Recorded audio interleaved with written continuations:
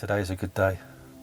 As a survivor of aortic dissection, today is a very good day because I'm here to tell the tale. I mean, today is a good day. Today has been an amazing day. It's a really good day. And today is a good day. Probably today is a good day. My name's Dan Burgess. I'm from London, Worcester Park in Surrey. Today has been absolutely amazing. We've had the first global aortic dissection awareness day. We've had, I think, 9 survivors of aortic dissection down. We've had Heart Research UK, which have been absolutely fantastic with their support. We also had one of the lead cardiovascular, Professor Pepper. When I came out of hospital, I felt alone. I didn't have any idea what a dissection was. I didn't have any support from the hospital, absolutely nothing. It was a pat on the back, off you go, and you beat the odds, it's a miracle. It wasn't until I found others and then got involved. I dissected 13 years ago, so I've been kind of support groups over the last, I'd say, 11 years. And it's been fantastic. We've now got 80 members within the UK and Ireland, and the goal is to get more. I'm Nicola Survived, and I had an aortic dissection 5 years ago, in 2011. It took me over 24 hours to get diagnosed, and many other people take longer or not at all. I'm John Greenstreet, I'm from Salisbury in Wiltshire. The number of doctors, I've said I've had an aortic dissection, they go, really? Or some of them even said, oh, I haven't heard of that. I remember something in medical school, but I don't remember what it was exactly. Oh God, it's changed my life. It happened at a bad phase in my life. My wife had just died, and it happened sort of 14 months later when I was living on my own. And it's taken me, it's 4 years ago I had it. And I've just had my last operation two and a bit months ago, but I'm just starting to feel good. My name's Brenda and I live in East Anglia. I am so grateful that I'm still here and thankful, and although life was always, every day was well worth living, it's even more so now. It's so precious to me. Today really was the start of something. It's the coming together of everything that's been done over the last few months. I think it's always exciting when you hear the surgeons talk, because it's knowledge of what needs to be done, and for them to be backing what actually needs to happen. I am just hoping that is the big thing that's going to change, that we will start to see people in A&E understanding what an aortic dissection is, people in doctor's surgeries understanding what aortic dissection is. I'm Gareth Owens. I'm from Boroughbridge in North Yorkshire. So after I got out of hospital, I knew something very serious and life-threatening had happened to me. I knew that I was facing a long recovery, and I went online to find out more information. And I found the Aortic Dissection Buddies Facebook group and connected with them. And the first thing I became aware of was a bunch of survivors with the motto, today is a good day. And I thought, do you know what? I've got a pulse. Today is a good day. I've been attending the first ever Aortic Dissection Awareness Day. Very significant day for me. I've met the group of people who've supported me through my recovery, and that's been a tremendous experience. My name is Anne Cotton, and I live in Warwick.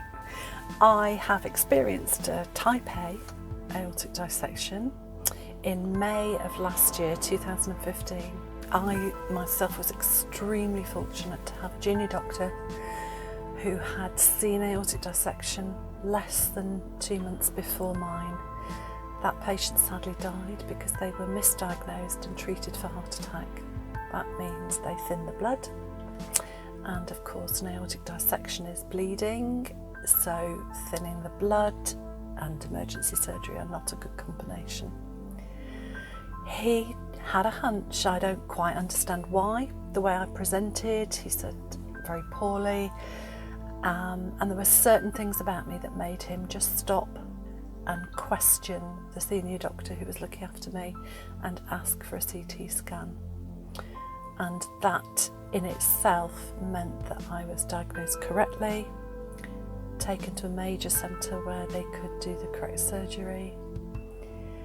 And so for me, I'm a very fortunate person because the awareness was there of the doctor that happened to be treating me on a busy Saturday evening in A&E. And I wish, especially when I hear other people's stories, that was their experience as well. But all too often, it's not diagnosed. And it's a more or less fatal condition if it's not correctly diagnosed. My name's Catherine Fowler and I'm from Worthing. My father, Tim Fleming, he was very young, 69-year-old man, and he was struck, I suppose, quite suddenly with an aortic dissection.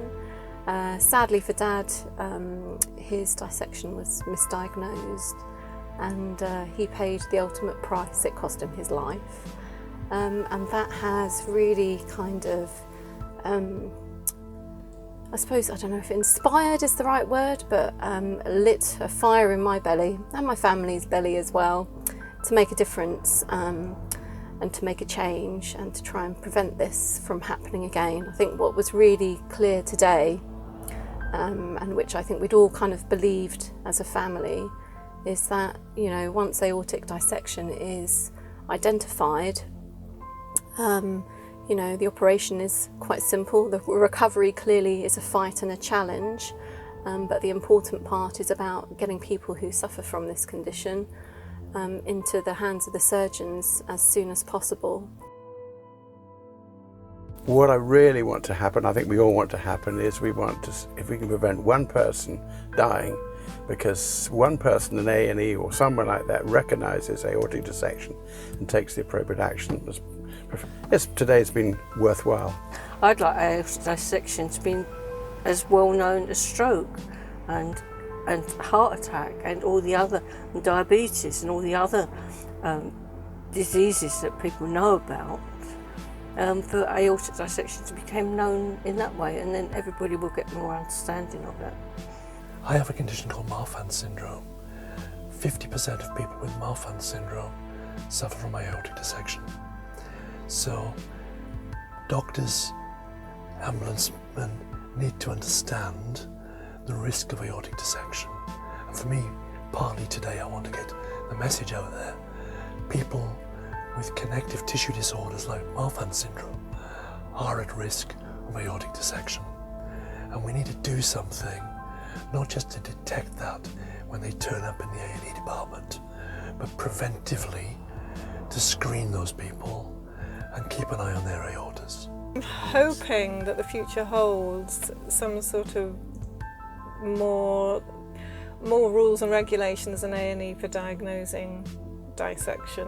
To stop survivors of aortic dissection going through what numerous members of the group went through initially, I think that's paramount. And our dream is to have some kind of diagnostic program within the NHS, especially within A&E departments and maybe first responders of course as well. The thing is, once you come out of hospital, as I say, there's no information from the hospital given. So if anybody that knows anybody or has a dissection itself, it's not just a dissection either. It could be an aortic aneurysm, Marfan's syndrome. They're all connected. And they can get in touch with Aortic Dissection UK buddies, or if they Google Aortic Dissection Awareness UK, that will flash up and they can then follow the link, get in touch with, I'm going to say, me and the other members that are helping in the team, and they will find support. There is so much power that an individual can have, and even within the group, and I don't think we really even realise what we can achieve yet. You know, I think the field is wide open for us. We know that it's a condition that can be treated, and we know what the issue is. The issue is about identifying that condition in the patients and getting those people into surgery as quickly as possible. So, you know, what's next? I think it's really pulling together the people that are passionate and that want to get involved. I'd like to say thanks to Dan Burgess and all the team at HR UK and everyone who worked so damn hard to put this thing together, because I know it's been quite a hard struggle to get it together, and it's been worthwhile, and I've had a great day. Thanks, today's been a good day.